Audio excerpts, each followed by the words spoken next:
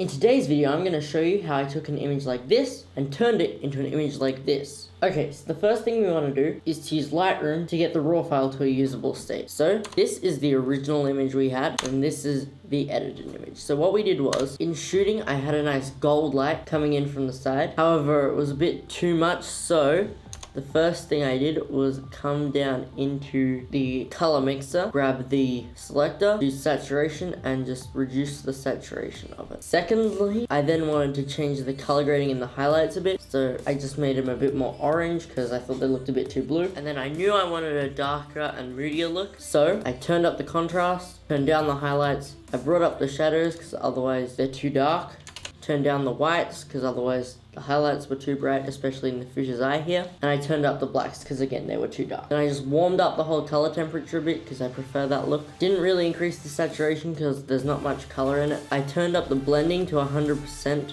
at this point exactly because I realized that the color change was too harsh in the color grading highlight section. And then I just added some texture and vignette. There's without the vignette and there's with the vignette. And then of course I just turned on lens corrections and used the eyedropper tool to get rid of some chromatic aberration. So overall a very simple edit, but there you have it. From that to that.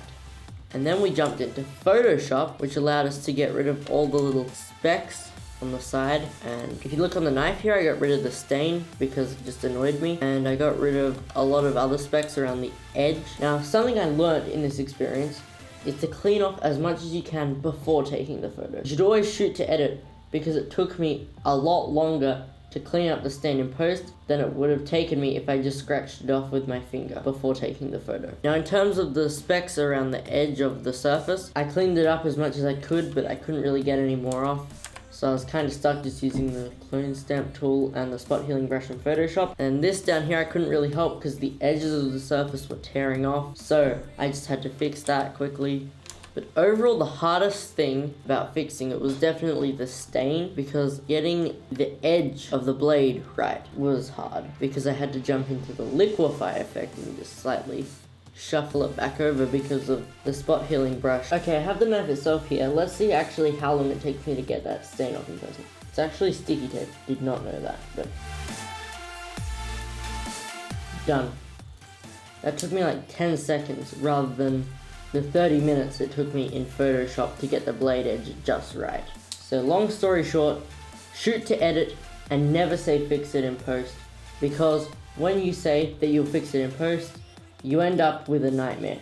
The shooting setup was pretty simple. I just took this old Halo mouse pad and then put the knife on top of it with all the tools extended out at different positions.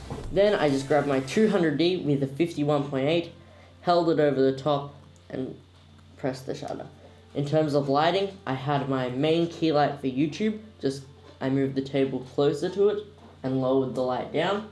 And then for the background light, I grabbed my regular hair light, which I've got just outside of frame there, put a yellow gel in it, and then pointed it at a gold reflector. This reflector specifically, I pointed at this gold side, which reflected a very gold and yellow hair light. And in the original, you can very much see how bright that light was along here. Now just bear in mind, it only took me about 30 minutes to remove that stain and get the blade edge just right. However, if it was a more serious stain that the spot healing brush couldn't remove, you'd have to do a full-on frequency separation, which would take a lot longer to do. I will have a tutorial on how to do fast frequency separation with the included Photoshop action in the future, so make sure to subscribe and turn on notifications so you don't miss that. Soon, I'll have both a beginner tutorial for Lightroom and an advanced tutorial for Lightroom, so you can edit photos much like this one. Then on top of that, I will have Photoshop tutorials coming soon, so you can remove any specks or stains easily.